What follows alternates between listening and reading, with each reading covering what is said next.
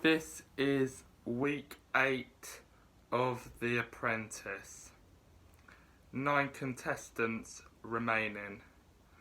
Last week, week 7, the teams went to Finland and advertised the country. Unfortunately, with the final 10, Gemlin was the one who went. This week, the teams had a delivery man come in with high-vis jackets, and they had to meet Alan Sugar at a stock depot. And the way he arrived was on the steam train. He was having a nice cup of tea and quickly checking his watch, see if he's on time, seeing if the candidates are on time. And the task was having to give a luxury steam train tour. Now, all the candidates were very passionate with the task.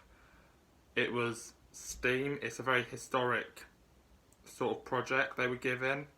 And steam is very beautiful in the way that in the technology. So, yeah, I mean, it's still an old age thing. I mean, it's still available for tourists and, people who were born since, born since electric powered trains. They all like it. The candidates liked it, and they were born. I mean, I was. This is a very silly thing for me to say, but yeah, I was born when electric trains were around, and yeah, it was very interesting. And there are train spotters around, and where you can take numbers. So I am, I'm sort of, into the idea of it myself. I haven't had any time to do it, but it's something that I could look into. But yeah, there's been steam age everywhere with cars and stuff like that. I mean, lorries, boats, everything has been steam powered, so it's like, it's a really historical event. It's actually beautiful, the technology, so it's something that all the candidates took passion. It was supposed to be a very luxury task, so for Team Empower, the project manager was Ryan Mark, and the other one was Lottie. Considering the two hadn't been project managers, they're both 19, the youngest candidates. And what else? They're just luxury and very well educated. Considering the some teams have the losing team was last week's losing team was unlucky. Lewis went across to the other team, and that meant that Empower had one extra person for the team, and so they had to plan events for the corporate train ride. And Thomas Skinner was very, very interested in taking up the job as was very interested in the task. Alan Sugar even said, "Did you like the train, Thomas?" And he was like, "I did." Like, it was so that passionate. Ryan Mark's team went for a very, very royal one. As always, it had to be luxury. In terms of his team, Ryan Mark went over to meet the corporate client, and he took with him Lewis and Marianne. And Pamela was the sub-team leader and went with Thomas to do the cooking. And and then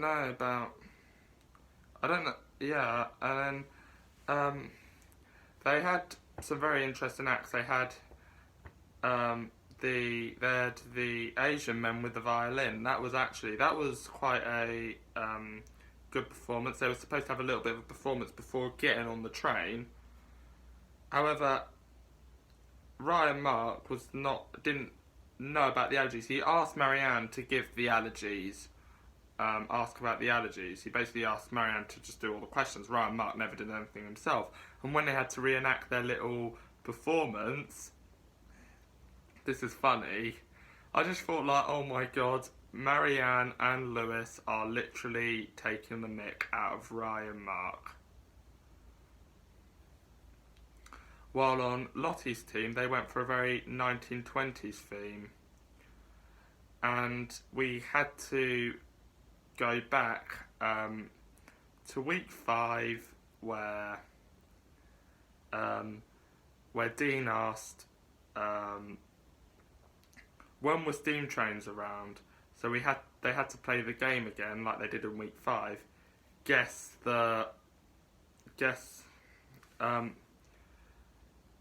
Investigate the timeline, where they had to investigate what sort of events happened. Week 5, it had to be war. They had to investigate they had to detect when the war happened and get it from their grandparents' angles, their relatives' angles, which Lottie was so proud about winning the game. And what else? I'm trying to think about this actually. Then there was, so this time they had to do, and it was like the steam train one. Yeah, it's like, well, Alan Sugar, because the steam era with trains was probably a lot after it was stopped after the war. It was around during pre-war, during war, and post-war. So Alan Sugar probably up until 20, Claude up until he was 15. Karen definitely was not around that sort of. Maybe she would have been 6 months. Yeah, I mean, Alan Sugar would have used steam trains to commute only for only when he was about for his childhood growing up to maybe being a young adult. I don't know.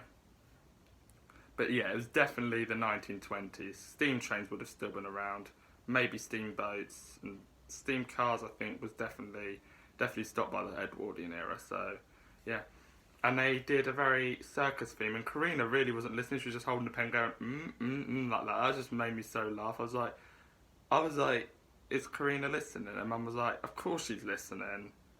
Well, I was like, well, I bet she just wants to just take on board everything Lottie says. So they did a circus act, and they did the juggling as well. The juggling one they picked the juggling one where they had to juggle, and it went over Dean's legs and stuff like that. And they were for the practice, they were just trying to juggle the things over above. The circus act man was trying to do.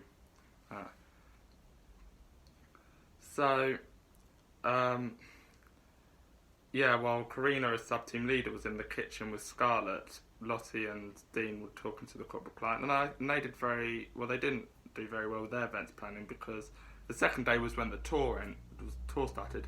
Dean and Lottie passed the sub-team leader from Karina to Scarlett, which I would have done that, because why not, just to piss her off. She was like, how should I put it? She was like, she said to Dean, I'm going to do something. And then Dean was like, what is it? And then I was just calling saying, I'd like to pass you on sub-team leader. So the train day started, and the issue was for Lottie's team is that they didn't actually have the champagne. They had one champagne for when they started, and then the other for the second, and they had to have another one for the train. And then Lottie was saying about, I can carry 3, you can carry 1 to Dean. That was just so funny, And then there was on Ryan Mark's team, there was a customer called Jenna had no gluten-free option, and then Ryan Mark said, the only thing we got is a fruit salad. So that means that she had a fruit salad while everybody else had a full meal. And Marianne and Pamela were in the kitchen, and actually, it was just fruit salad, but it was something, it's better than starving. And Ryan Mark left Pamela and Marianne in the kitchen, and that's not a good maid of honour.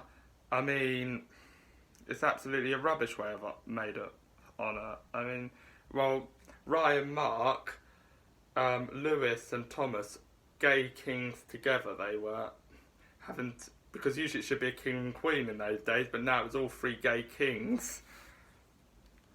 But other than that, it was, that was, yeah. I mean, that was quite appalling. But for the, but I mean, it was all right at the end of the day. I think they led the events very well, juggling and violins. So for the boardroom, Lottie's team won the task, and their treat was a circus act performance. And Ryan Mark was the losing team's project manager and he wanted to bring Marianne and Pamela back in, but then Thomas defended her and took her place. So Thomas was the noble knight who saved Pamela from the boardroom. And the one who was fired was Ryan Mark, because he's all too luxury. I mean, and that's how I see it. I mean, Ryan Mark was a luxury guy and didn't actually have any pure instinct, and that's why a lot of boys left last series, because all the boys, all of them were posh, really. I all saw every single boy last year posh. They were very well English spoken. They were just, and that's why Alan Sugar never saw them. I think Curran was more very luxury of his adverts. There was Coyote, who was a professional speaker, and then a guy named David who didn't last very long, he wrote stories as a hobby, and then there was Frank as well, who didn't last very long because none of the boys did last long. He was a children's book writer. No, he didn't. He was actually, but he did project manager, I think, the comic book task, and yeah. So Ryan Mark was the one who was fired.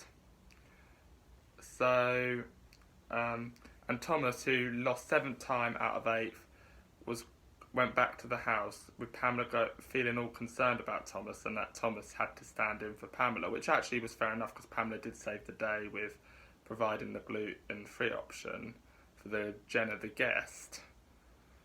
So, next week the teams have to manage a music concert for week 9, final 8. So I'll see everybody very soon. Goodbye.